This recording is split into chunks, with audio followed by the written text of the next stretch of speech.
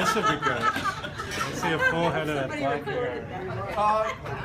What a pleasure it is to be around Mike's family, to celebrate with us, and Mike's friends who've flown long distances to be here. Thank you for coming. Art, Misty, ex-feds. Thank you also for being part of the celebration. Pat, happy to have you back. And you can take Mike's station and report to work on Monday. Our LA colleagues and our Santa Ana colleagues, thank you also for being here and trekking over to Riverside. You know, we're at a Chinese restaurant, and usually with a crowd like this, I would think it was my family. Or at the end of the high holy days, this is where we would come to celebrate. There would be two differences. It would probably be a buffet restaurant if it was my family. And second, they would all be gossiping about how many pounds everybody else put on. But other than that, everything's... we know this is a significant event for a couple of reasons, but maybe the most, we know that for the most part because you get people like Tim and Mike who actually dig into their pocket to attend this. So it must be pretty significant.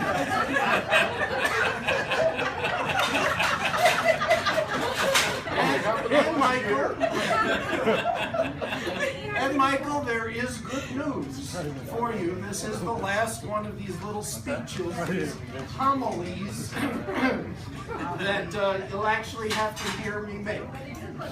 So that's the good news for you. The bad news for the rest of your colleagues is that this is not their last time.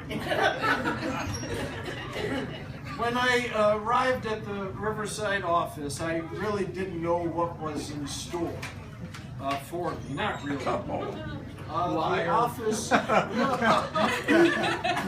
office had what one might call a little bit of turmoil at the office.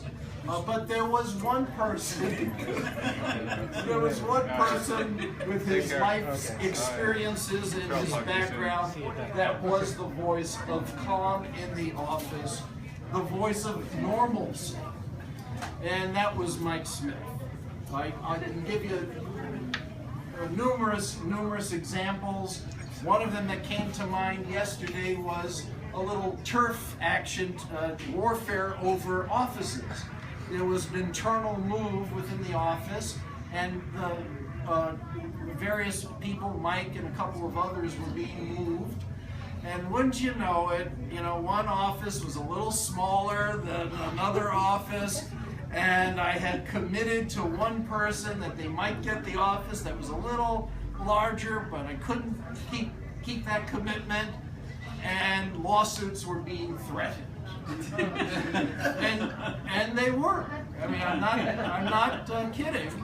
And I turned to Mike and I said, Mike, would you consider taking this office? It's a little smaller. And he said something like, sure, makes no difference to me. And those words were... Just give me a paycheck. Those words were a salve, an absolute salve. And he turned, at that point, he turned tired blood into sparkling burgundy. Absolutely. Then as you got to know Mike, there was always something in his background that would surprise you. So, for instance, if there was a discussion among the attorneys in the office about using a dry cleaner, well, there was Mike. He said, well, when I owned a dry cleaning business, then I talked about the fact that I had these stupid rentals up in another part of the state, and Mike would say, oh, well, my rentals in Texas, blah, blah, blah. And then, one person said they were thinking of installing a spa at their house.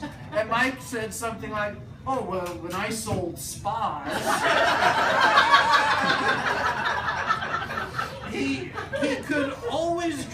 some wisdom gained from this diverse background to make a contribution to the discussions.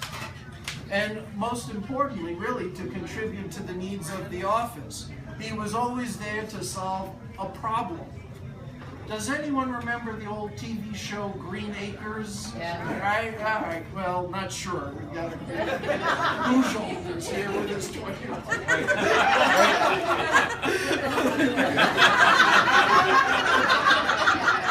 Who were the Beatles? People that Kanye West are trying to prop up. Maybe it's the Oklahoma thing or the Texas thing going on, but there was a character in that show that made a frequent appearance, Mr. Haney. I don't know if you remember Mr. Haney.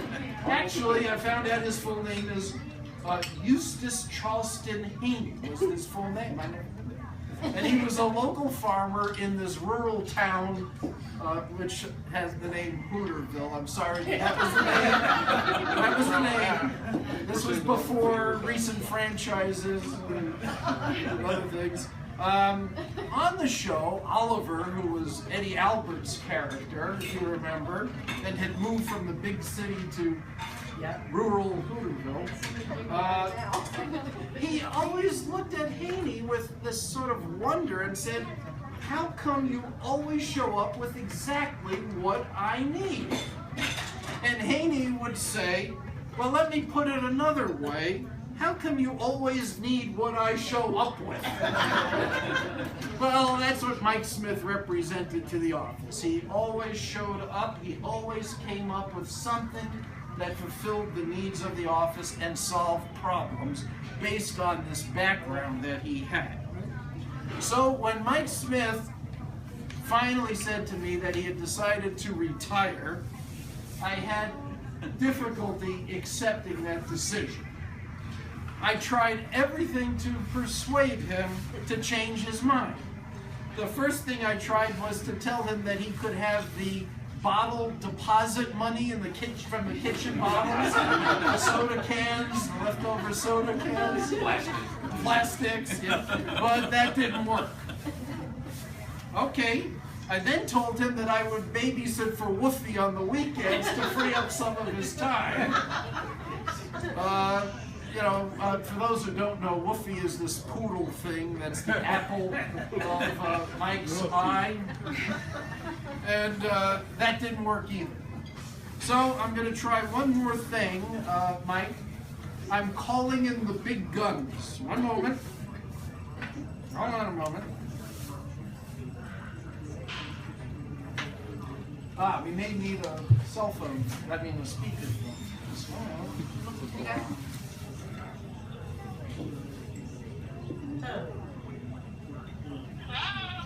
Mom? Hello, Mom? This is Abe. Hi, where are you? Oh, yes, Mom. I'm at the Chinese restaurant at Mike Smith's retirement party. And I want to, and you're here, there are a lot of folks present, so you'll have to keep it short, but can you talk to Mike Smith for a minute? Okay. Okay. Hi. Hi, Mike. How are you? I'm good, thank you. How about you?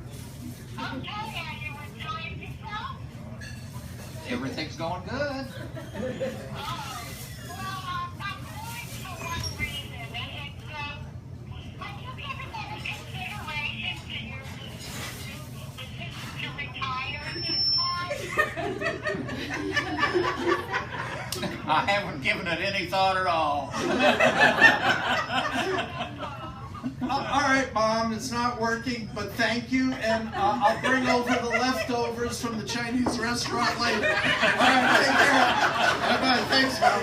No, that's the whole script, remember, from last night? I told you. All right, bye-bye. Oh, all right.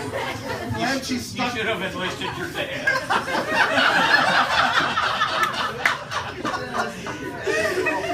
Last night she wanted to expand her script. This one line wasn't enough.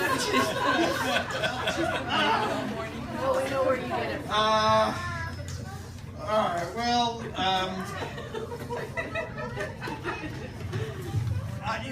the office has changed and it's become a much more productive office. And as Peter indicated and others, it's largely because of you.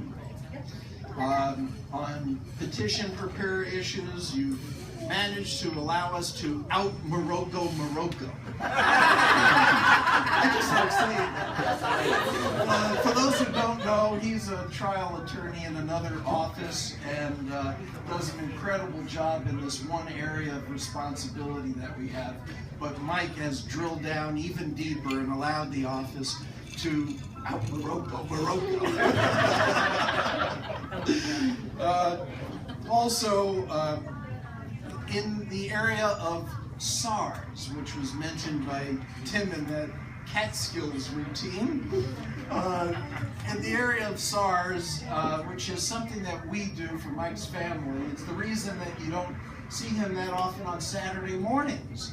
And it's because he comes in and he cleans up this report that we produce that tracks all of the accomplishments in the office and is a congressional report. And what used to take me days and days and days of work because of Mike's hard work allowed me to take very little time with it. And that's why I tried having my mother change her mind. And that is why he has become, as Tim said, the SARS czar. And I will be grateful for that. Now, I did want to give you something.